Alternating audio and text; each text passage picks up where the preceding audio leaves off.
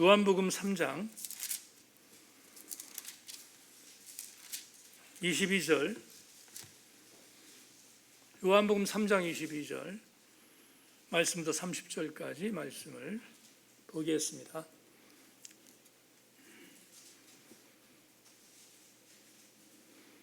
제가 가지고 있는 성경 146페이지 쪽에 있습니다. 참고하실 수 있기를 바랍니다.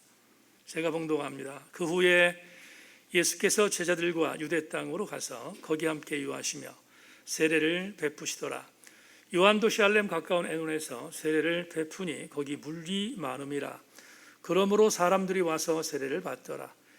요한이 아직 옥에 갇히지 아니하였더라. 이에 요한의 제자 중에서 한 유대인과 더불어 정결 예식에 대하여 변론이 되었더니 그들이 요한에게 가서 이르되 라삐여, 선생님과 함께 요단강 저편에 있던 이 곧 선생님이 증언하시더니가 세례를 베풀매 사람이 다 그에게로 가더이다. 요한이 대답하여 이르되 만일 하늘에서 주신 바 아니면 사람이 아무것도 받을 수 없느니라. 내가 말한 바 나는 그리스도가 아니요 그의 앞에 보내심을 받은 자라고 한 것을 증언할 자는 너희니라. 신부를 취하는 자는 신랑이 나서서 신랑의 음성을 듣는 친구가 크게 기뻐하나니 나는 이러한 기쁨으로 충만하였노라. 그는 흥하여야 하겠고 나는 쇠하여야 하리라 하니라. 아멘. 아멘. 찬양 한 곡 부르겠는데 지난주에 불렀던 찬양 때문에 친구 목사들한테 야단을 많이 맞았는데 오늘 연습 많이 하고 올라왔습니다. 원하고 바라고 기도하며 찬양하겠습니다.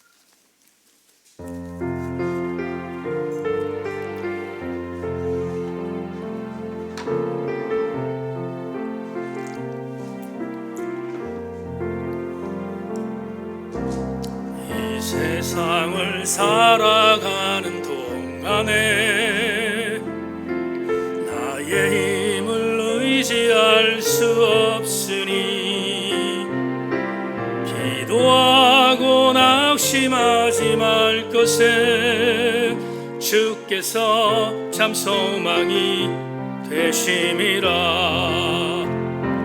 하나님의 꿈이 나의 비전이 되고 예수님의 성품이 나의 인격이 되고 성령님의 권능이 나의 능력이 되길 원하고 바라고 기도함. 주의 길을 걸어가는 동안에 주의 길을 걸어가는 동안에 세상의 것 의지할 수 없으니 감사하고 낙심하지 말 것에 주께서 참 기쁨이 되심이라. 아멘. 아멘. 하나님의 꿈이 나의 비전이 되고 예수님의 성품이 나의 인격이 되고 성령님의 권능이 나의 능력이 되길 원하고 바라고 기도. 하나님의 꿈이 나의 비전이 되고 예수님의 성품이 나의 인격이 되고 성령님의 권능이 나의 능력이 되길 원하고 바라고 기도. 후렴만 다시 한번. 하나님의 꿈이 나의 비전이 되고 예수님의 성품이 나의 인격이 되고 성령님의 권능이 나의 능력이 되길 원하고 바라고. 다시 한 번만 마지막으로 합시다. 하나님의 꿈이 나의 비전이 되고 예수님의 성품이 나의 인격이 되고 성령 성령님의 권능이 나의 능력이 되길 원하고 바라고 기도합니다.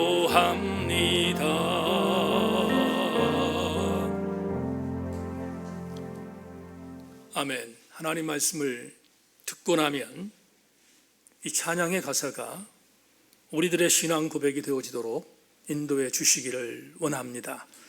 하나님, 강팍한 마음들은 예수 그리스도의 말씀으로 녹여주시고 말씀의 은혜가 넘쳐나게 하시고 이 시간 주어진 귀한 말씀의 은혜 속에 잠기는 성령의 역사가 있는 귀한 시간 되게 하여 주시옵소서. 하나님의 선한 은혜를 기대하며 예수 그리스도의 이름으로 기도하옵나이다. 아멘.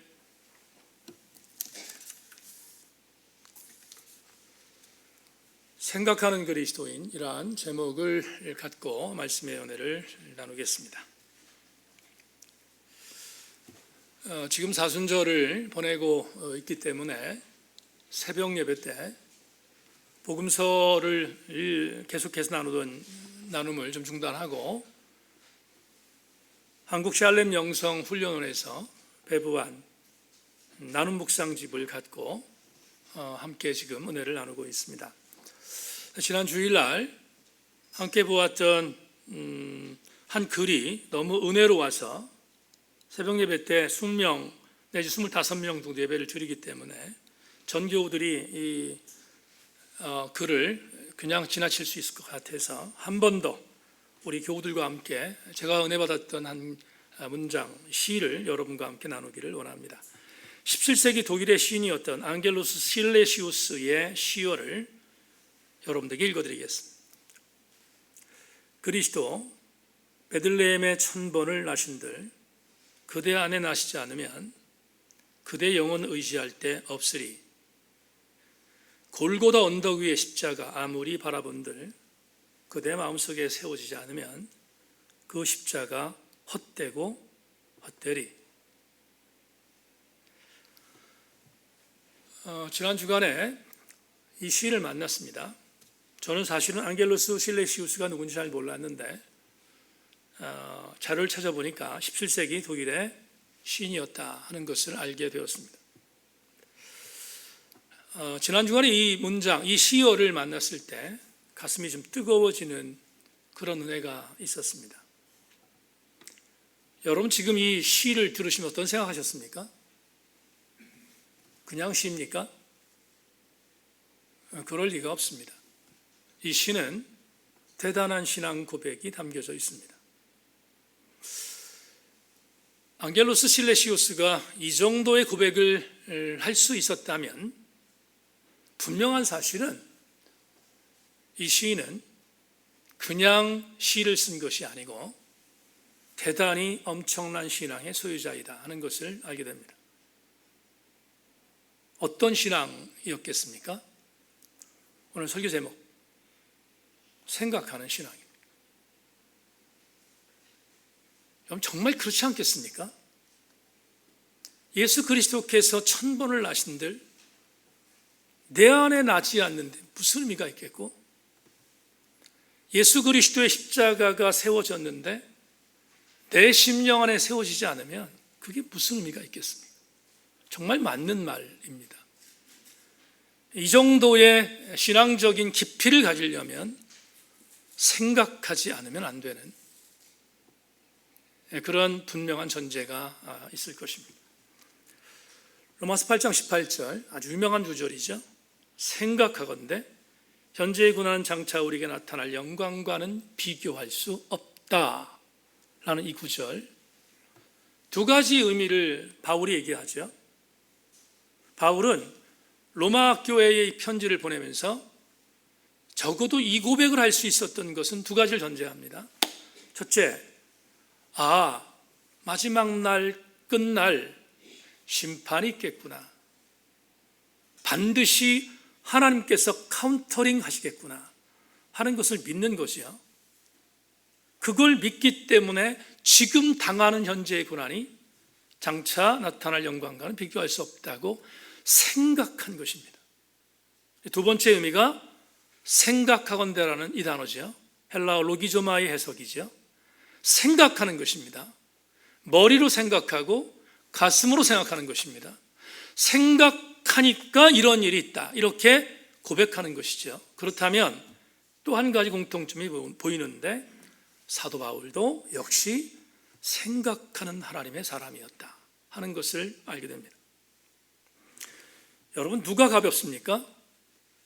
가벼운 자가 누구입니까? 생각하지 않으면 가볍습니다. 누가 천박한가? 성찰하지 않으면 천박해집니다. 그래서 생각하는 신앙과 성찰하는 신앙은 어떤 의미로 바라보면 이퀄입니다. 똑같습니다. 오늘 저는 여러분과 함께 사순절 4번째 주일을 맞이해서 바로 생각하는 그리스도인에 대한, 본문에 바로 이런 내용이 나오기 때문에 이 내용을 여러분과 함께 생각해 보고자 합니다. 자, 오늘 본문을 자세히 들여다보면 여러분들이 얼만큼 피부로 깊이 느끼고 있는지는 모르지만 어마어마한 긴장감이 이 안에 있습니다. 우리가 오늘 22절부터 봤지만 24절을 먼저 읽겠습니다. 24절 보죠. 이렇게 말합니다. 요한이 아직 오게 갇히지 아니하였더라. 이 24절을 제가 설명하지 않으면 이게 무슨 말인지 모르니까 여러분에게 배경 설명을 하겠습니다. 마가복음 6장 17절 이하를 보면 세례 요한의 순교사가 나옵니다. 세례 요한이 순교당하는 기록이 기록되어 있다, 이 말입니다. 잠시 그 당시에 AD 1세기 이 당시의 상황을 잠깐 보겠는데, 여러분, 예수님이 헤롯에게 핍박을 당했잖아요. 베들레헴에서 탄생하셨던 예수님 때문에 2살 이하의 미만의 아이들을 다 죽였던 그 잔악했던 분봉왕 헤롯이 말년에 비참하게 죽습니다. 어떤 학자는 벌레가 몸에 들어서 죽었다 이렇게 얘기를 하는 학자도 있는데, 여하튼 헤롯이 죽습니다. 죽자 헤롯은 그의 아들들에게 자기가 통치하던 팔레스타인 지역을 3지역으로 나누어서 분할해서 통치를 하게 만들었습니다. 그런데 둘째 아들 헤롯 안티파스가 갈릴리와 베레아 지역을 맡아서 통치하게 되는 일이 있었습니다. 세례 요한은 바로 그때 활동하던 구약에서 예언한 첫 번째 신약의 예언자죠. 여러분, 말라기에서 이야기하고 있는 마지막 예언자로 보이는 사람이 세례 요한이니까 우리 세례 요한으로 해석해도 상관없습니다. 세례 요한이 왔습니다. 그리고 그는 헤롯 안티파스가 통치하던 그 지역을 배경으로 하여 사역했습니다. 그런데 충돌하죠. 어떻게 충돌합니까? 헤롯의 둘째 아들이었던 헤롯 안티파스가 자기의 이복 동생이었던 헤롯 빌립의 아내였던 헤로디아를 취합니다. 뺏는 거죠. 이게 여러분 윤리적으로 안 맞는 거잖아요. 제수 씨를 자기 아내로 맞이한 거니까. 근데 아무도 얘기를 못합니다. 왜냐하면 헤롯 안티파스의 철권 통치가 무서우니까 아무도 말을 못합니다. 근데 세례 요한이 태클을 걸었습니다. 어떤 태클? 잘못됐다는 거예요. 윤리적이지 않고 도덕적이지 않고 유대율법적으로도 틀린 사건이라고 지적했습니다. 그러자 뜨끔했던 헤롯 안티파스가 마음의 상처는 있었지만 당시에 세례 요한의 나름대로의 지명도 때문에 아무 말을 하지 못하고 있었습니다. 그런데 헤롯 안티파스와 새로운 삶을 살려고 했던 헤로디아는 분을 참지 못합니다. 그래서 자기의 남편에게 부하내동하는 것이요, 부축입니다. 그대로 용서하면 안 된다는 거죠.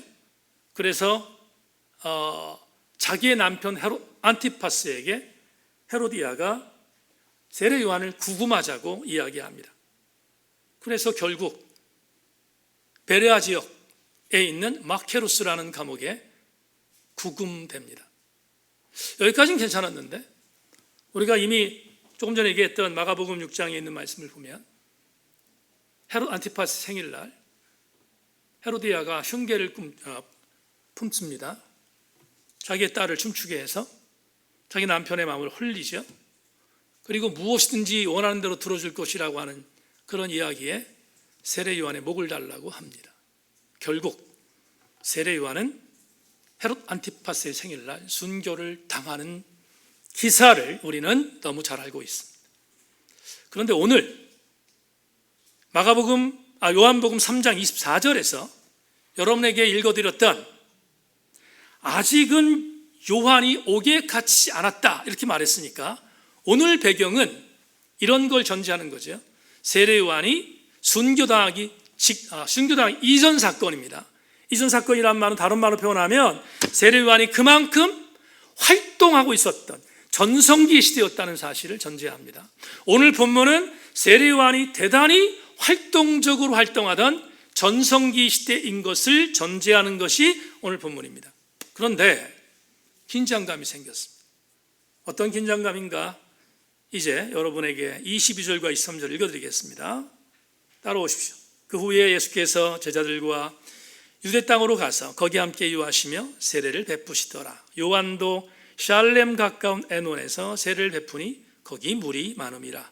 그러므로 사람들이 와서 세례를 받더라. 이게 아무것도 아닌 것 같은데 대단히 엄청난 긴장감입니다. 무슨 말이죠? 세례 요한이 세례를 베풀던 장소는 지금 이 지명을 어딘지 잘 모르는데 에논이라고 하는 장소에서 세례를 줬습니다. 근데 그곳에서 얼마 멀지 않은 곳에서 예수님도 세례를 베풀기 시작했다. 이렇게 오늘 요한복음이 말하고 있거든요. 그러면 세례를 베푸는 사람이 두 사람인 거죠. 세례 요한도 베풀고 예수님도 베푸는 것입니다. 근데 이게 왜 긴장감인가? 긴장감이에요. 세례 요한을 따르는 세례 요한의 추종자들은 세례 요한이 그리스도라고 믿었어요. 구약에서 예언했던 그리스도라고 믿었다고요. 내가 믿고 있는 이 죽은 세례 요한이 구약에서 예언했던 우리의 구세주구나라는 것을 믿고 있었던 세례 요한의 제자들이 깜짝 놀란 것입니다. 왜냐하면 불과 얼마 멀리 떨어져 있는 지역에서 이전에 본인의 주군이었던 세례 요한이 말했던 예수라는 사람이, 예수라는 존재가 근처에서 세례를 주고 있는데 이 세례 주는 것도 불편한데 수많은 사람들이 자기의 주군이었던 세례 요한에게 세례를 받으러 오는 게 아니라 예수님께 세례를 받으러 간다는 것을 눈으로 본 것입니다. 자, 보세요. 긴장감을 얘기하는 것을 여러분들이 충분히 이해하셔야 됩니다. 본문이 뭐라고 말합니까? 이렇게 말합니다. 눈으로 보았습니다. 들었습니다. 예수라는 사람이 수많은 사람들에게 세례를 주는 것을 우리가 눈으로 보았고 들었습니다. 그러면 세례 요한이 세례를 주고 있던 에논과 멀지 않은 지근거리에서 예수께서 세례를 주고 있다는 사실이 정황이 밝혀졌어요. 얼마나 여러분 살벌했겠습니까? 어떤 의미에서 예수 그리스도에게 세례를 받으러 가는 모습을 본 못마땅하게 여겼던 세례 요한의 제자들, 대단히 기분 나빴습니다. 자존심 상했습니다. 그래서 자기의 주군에게 와서 이렇게 말한 것입니다. 사람들이 예수에게 가서 세례를 베푼다, 이렇게 주군에게 말한 거예요. 그러면 이 말은 어떤 걸 전제하는 거냐? 이걸 전제하는 거예요. 선생님, 그냥 넋놓고 있으면 되겠습니까? 뭔가 대안을 제시하셔야 되지 않겠습니까? 사람들을 뺏기고 있잖아요. 어떤 방법을 만드셔야 될 것이 아닙니까?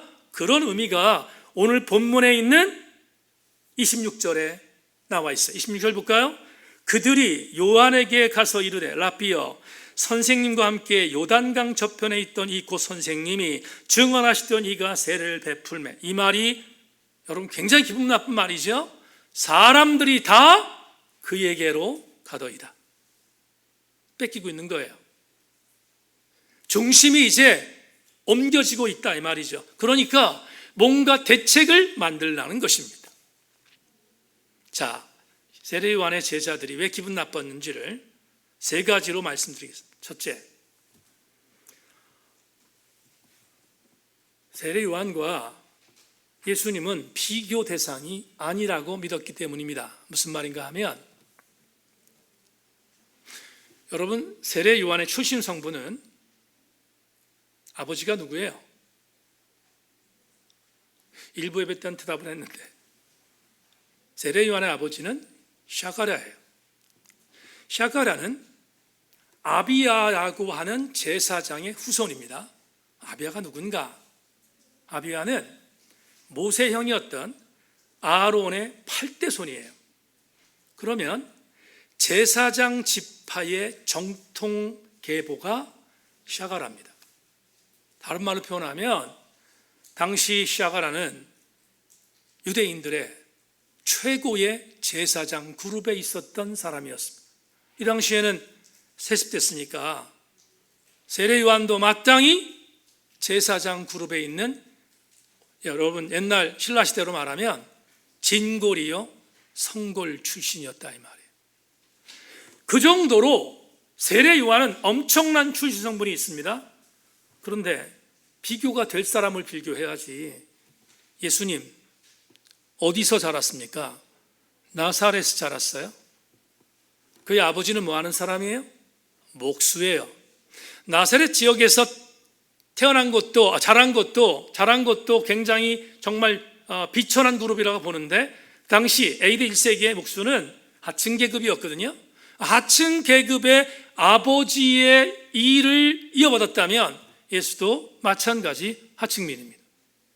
어떻게 제사장 그룹의 사가랴의 아들 세례 요한과 비교할 수 있겠습니까? 비교 자체가 불가능한 거지요. 그런데 자존심 상합니다. 전직 목수였던 예수에게 세례를 받으러 간다는 자체가 기분 나쁜 거예요. 첫 번째 이유입니다. 두 번째, 세례 요한은 당시에 영성에 있어서도 예수님과 비교 불가입니다. 왜 그렇습니까? 그는 제사장 출신의 아들이었는데 그가 나와서 광야에 살았습니다. 광야에 산 것뿐만 아니라 그는 메뚜기와 석청을 먹었습니다. 그 음식 나름대로 금욕했던 사람이죠. 그리고 그는 물질에 대해서 초월했어요. 그가 입었던 옷은 약대토롯입니다. 그는 세속적으로 인기를 추구했던 사람이 아니에요. 수많은 사람들에게 존경받을 만한 영적 지도자였단 말이죠. 그러니까 영성에 있어서는 당시에 누구도 범접할 수 없었던 나름대로의 탑에 있었던 사람이 누군가 하면 세례 요한이었어요. 근데 여러분 성경을 보세요. 예수님은 어떤 분이었습니까? 예수님 신학 공부했나요? 예수님 교육 제대로 받았다고 성경에 나옵니까? 안 나오잖아요. 예수님은 교육을 받은 흔적이 없어요. 예수님께서 어떤 특별한 고급적인 인텔리적인 교육을 받았는가? 성경에 나오지 않습니다. 그러면 이렇게 보는 거죠. 전직 목수 출신의 예수가 지금 누구도 범접할 수 없는 영성의 대가인 세례 요한과 비교되는 자체가 세례 요한의 제자들은 기분 나쁜 것입니다. 우린 지금 배경을 말하고 있는 것입니다. 두 번째 이유를 말씀드렸습니다. 세 번째, 마지막, 당시의 인지도는 세례 요한은 메시아적인 인지도가 있었습니다. 보세요. 마태복음 3장 2절에 이렇게 말합니다. 회개하라, 천국이 가까웠다. 마태복음 3장 7절로 9절에 이렇게 말합니다. 독사의 자식들아, 누가 너희를 가르쳐 임박한 진노를 피하라 하더냐? 회개하라. 아브라함이 우리 조상이라고 생각하는 영적인 교만을 가지고 있는 너희들아, 우쭐대지 말아라. 하나님이 능히 이 돌들로도 아브라함의 자손이 되게 할 것이라. 이게 무슨 말이죠? 보세요.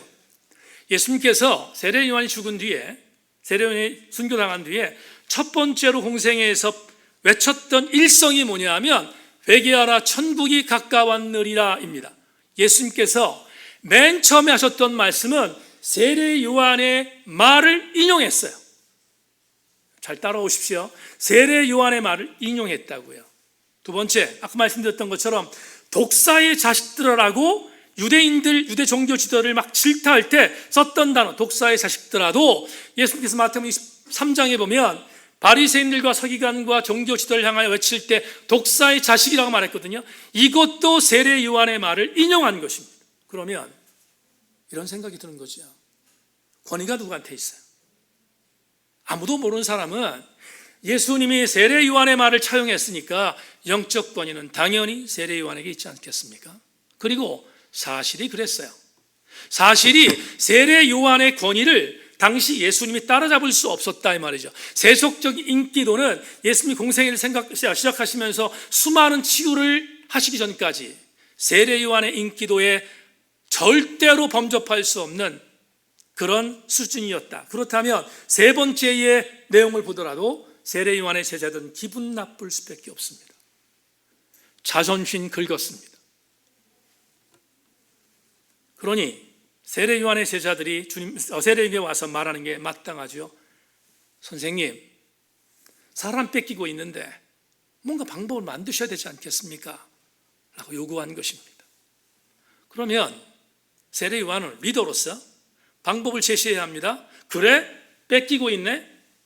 목사가 여러분 교회 부흥에 대한 부분에 있어서 누군가에게 어떤 다른 교회의 나름대로의 어떤 신자들 뺏기고 있다면 긴장하지 않겠습니까? 그런 거죠. 그런 의미일 것입니다. 그런데 대안을 제시하라고 요구하는 세례 요한의 제자들의 압박에 세례인이 어떻게 반응했는지 놀랍습니다. 세례 요한의 반응을 오늘 본문 27절 30절이 말하고 있습니다. 주목하여 들어보시기 바랍니다. 요한이 대답하여 이르되 만일 하늘에 주신 바 아니면 사람이 아무것도 받을 수 없느니라. 내가 말한 바 나는 그리스도가 아니요 그의 앞에 보내심을 받은 자라는 것을 증언할 자는 너희니라. 신부를 취하는 자는 신랑이 나서서 신랑의 음성을 듣는 친구가 크게 기뻐하나니 나는 이러한 기쁨으로 충만하노라. 그는 흥하여 하겠고 나는 쇠하여 하리라 하니라. 27절에서 나는 하늘에서 보냄받은 사람이 아니라는 거예요. 내가 하늘에서 보냄받은 사람이 아니라 하늘에서 보냄받은 사람은 다른 사람이 있다는 것입니다. 그러면서 충격적인 고백을 하나 하죠. 그게 28절에 있습니다. 이건 제자들에게, 세례 요한의 제자들에게 굉장히 엄청난 충격이었을 거예요. 뭐라고? 이렇게 말합니다. 나는 그리스도가 아니니라. 제자들은 못 믿고 있어요. 지금 세례 요한의 제자들은 뭘 믿고 있는 거예요? 세례 요한이 뭐라고 믿는 거죠? 그리스도라고 믿었다고요. 그런데 본인이 직접 말합니다. 대안을 제시하는 압박에 생뚱맞게 말합니다. 나는 그리스도가 아니야. 그런데 더 충격적인 고백을 합니다. 지금 세례를 받으러 가는 사람들이 세례를 받으러 가는 저 사람이 그리스도라는 것을 앞으로 너희도 증언해야 한다. 이렇게 말하는 거예요. 얼마나 엄청난 충격이었겠는가 생각해 보면 정말 끔찍합니다. 그런 뒤에 그 유명한 29절을 남깁니다. 여러분 29절 정말 유명한 구절이죠. 이렇게 말합니다. 신부를 취하는 자는 신랑이 나서서 신랑의 음성을 듣는 친구가 크게 기뻐하나니 나는 이러한 기쁨으로 충만하였노라. 이 구절 유명한 구절이라서 제가 다시 한번 읽겠습니다. 신부를 취하는 자는 신랑이 나서서 신랑의 음성을 듣는 친구가 크게 기뻐하나니 나는 이러한 기쁨으로 충만하였노라. 쉬운 번역 유진 피터슨의 메시지의 번역을 읽겠습니다. 신부를 얻는 이는 당연히 신랑이다. 그리고 들러리가 되어서 신랑 곁에서 그가 하는 말을 모두 듣는 신랑의 친구는 참으로 행복하다. 내가 바로 그 사람이다. 이제 결혼식이 끝나고 행복한 결혼 생활이 시작될 것을 아는 신랑의 친구가 어떻게 질투할 수 있겠느냐? 무슨 말입니까? 지금 뭘 말하고 있는 거예요? 세례 요한이. 신랑은 예수님이고 나는 들러리라는 거잖아요. 얼마나 자기에 대한 부분을 철저하게 절하하고 있어요. 지금 인기 최고의 세례 요한이 그리고 제자들이 뭔가를 만들어 달라고 요구하는 그 압박 속에서 이 고백을 하고 있다. 저기 사람들이 세례받으러 가는 저 사람이 신랑이고 나는 들러리야.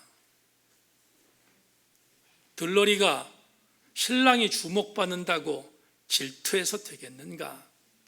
좀 그거 얘기하는 거잖아요.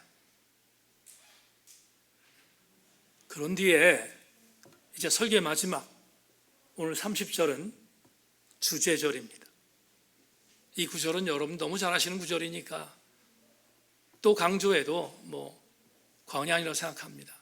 이렇게 찬물을 끼얹었던 세례 요한이 마지막 불쏘시개를 완전히 꺼버리는 찬물을 끼얹는 게 30절입니다.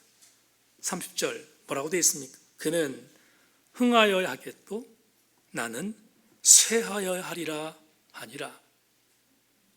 더 이상은 세례 요한의 제자들이 뭔가 기대하지 못하도록 만들죠.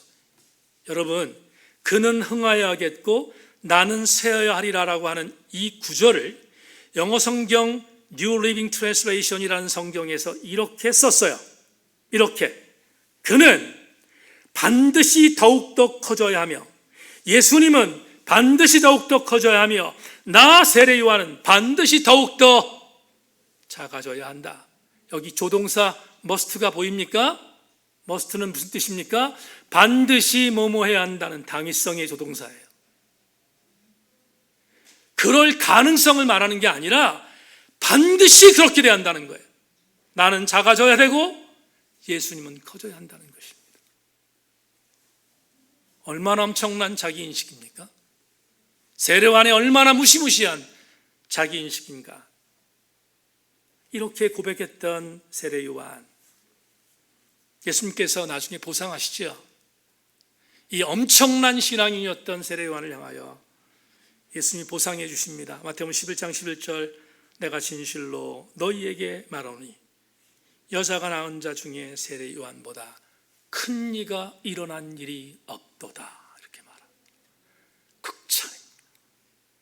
최고의 찬사입니다. 예수님으로부터 최고의 찬사를 받은 사람이 세례 요한입니다. 오늘 본문 해석을 마쳤습니다. 이제 여러분과 이 본문 해석을 통하여 사순절 네 번째 주일 주시는 영적인 레마를 받겠습니다. 자막 보죠. 오늘 설교 제목을 이렇게 정했습니다. 생각하는 그리스도인이라고 정했습니다. 오늘 우리에게 주시는 사순절 네 번째 주일의 영적 교훈이 이것입니다. 생각하는 그리스도인은 주님의 뜻에 목적을 두는 자입니다. 내 뜻이 아니라 주님 뜻에 목적을 두는 자이다. 다시 한번 세례 요한으로 돌아가겠습니다. 세례 요한, 무시무시한 자기 성찰의 주인공이었고요. 그는 자기가 대중적인 인기가 있다는 것에 유혹받지 않았습니다. 그리고 수많은 사람들의 대중적인 압박에도 굴하지 않았습니다. 그는 무시무시한 집단적인 요구에도 흔들리지 않았습니다. 어떻게 이런 엄청난 살인적인 유혹에서 그가 흔들리지 않을 수 있었을까? 답은 하나입니다. 세례 요한은 자기를 인식하는, 철저히 생각하는 하나님의 사람이었기 때문입니다. 생각하는 하나님의 사람. 오늘 우리 언어로 바꾸겠습니다. 생각하는 그리스도인이었다.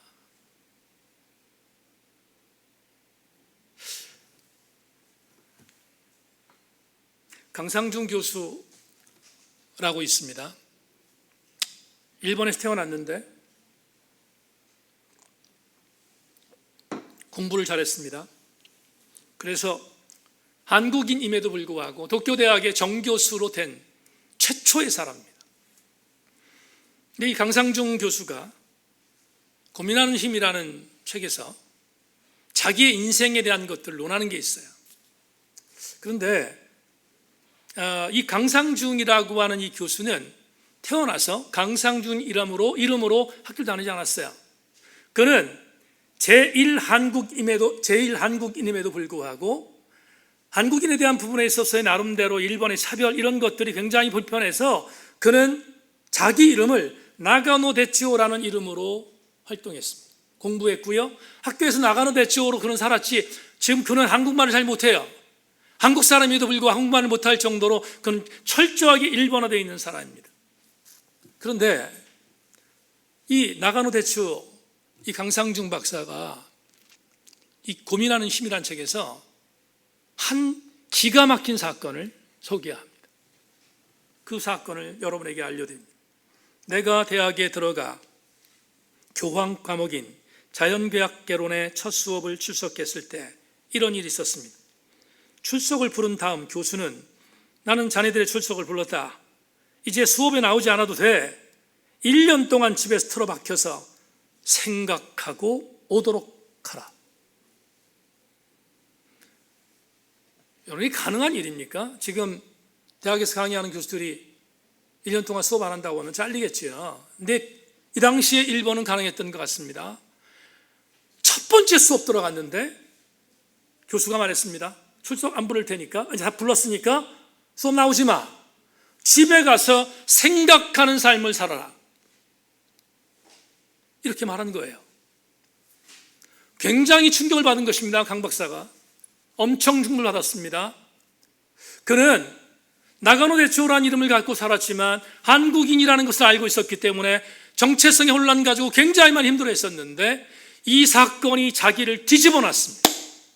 1972년 한국에 왔습니다. 자기의 뿌리 한국에 왔습니다.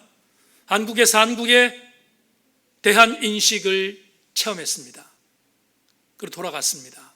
생각했습니다. 나가노 대치오를 나는 이제 버리고 강상중으로 살 것이라고 결심했습니다. 그는 그때부터 일본에 귀화하지 않고 끝까지 강상중으로, 한국 사람으로, 그는 대일본을 향해서 한국인을 차별하는 모든 것들을 강력하게 싸우고 있는 지성적 한국인으로, 제일 한국인으로 지금도 상당수 많은 영향을 제시하고 있는 자랑스러운 한국인으로 살고 있습니다. 여러 인터뷰에서 나가노 대치오에서 강상중으로 바뀐 이유를 물어보는 여러 기자들에게 강상중 박사가 이렇게 말했습니다. 나는 내 인생의 변환점은 자연과학개론을 들었을 때 나에게 생각하는 삶을 살라고 말했던 선생님의 역할이었다.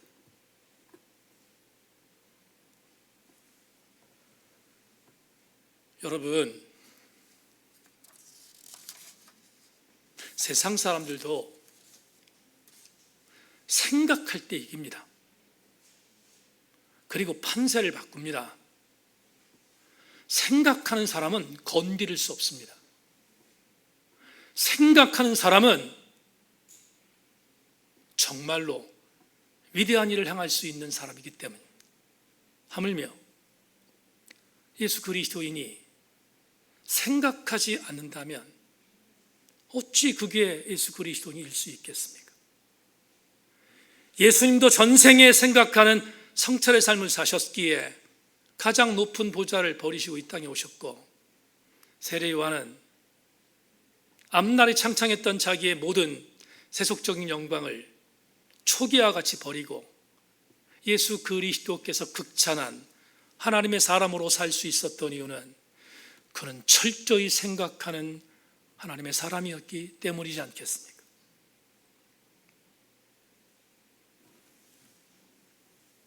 생각하는 사람은, 성찰하는 사람은 절대로 가볍지 않습니다. 천박하지 않습니다.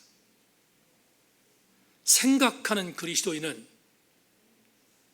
하나님이 기뻐하십니다. 왜냐하면 생각하는 그리스도인은 자기의 뜻이 아닌 하나님의 뜻에 목적을 두기 때문입니다. 사순절 네 번째 주일을 보내고 있는 오늘, 여러분들은 이 구절을 어떻게 생각하십니까? 그는 반드시 더욱더 커져야 하며 나는 반드시 더욱더 작아져야 한다는 이 구절, 오늘 30절을 여러분 어떻게 육비에 새기고 계십니까? 말씀 맺겠습니다. 미국의 달라스 신학교의 교수인 마크 베일리가 이런 글을 본인 책에 썼습니다. 소개하고 속이 맺겠습니다. 그리스는 말했다. 지혜를 가지라. 내 자신을 알라. 로마는 말하였다. 강하여라. 내 자신을 훈련하라. 유대교는 말했다. 거룩하라. 내 자신을 순복하라. 쾌락주의는 말했다. 관능적이 되라. 내 자신을 즐겨라. 교육은 말한다. 풍부한 자원을 가져라. 내 자신을 확장하라. 심리학은 말한다. 자신감을 가져라. 내 자신을 충족하라. 물질주의는 말한다. 탐욕적이 되라. 내 자신을 기쁘게 하라. 교만은 말한다. 우월하라. 내 자신을 선전하라. 금욕주의는 말한다. 열등하라. 내 자신을 억제하라. 중도주의는 말한다. 온당하라. 내 자신을 조절하라. 공산주의는 말한다. 공동으로 하라. 내 자신을 확고히 하라. 인본주의는 말한다. 유능하라. 내 자신을 신뢰하라. 박애주의는 말한다. 이타적이 되라. 내 자신을 주라. 그러나 저와 여러분의 주군이신 예수 그리스도께서는 앞에서 말한 일체 것들을 말하지 않고 이렇게 말하셨습니다. 내 자신을 부인하라. 생교회 지체 여러분, 생각하는 그리스도인은 내 목적으로 살지 않습니다. 주님 목적으로 삽니다. 사순절 4번째 주일 보내는 이 시간, 저는 우리 생교회 성도들이 생각하는 성찰하는 그리스도의 삶이 여러분의 삶이 되기를 소망하고 그렇게 이번 주간 승리할 수 있기를 주님의 이름으로 축원합니다. 찬송하겠습니다. 찬송가 455장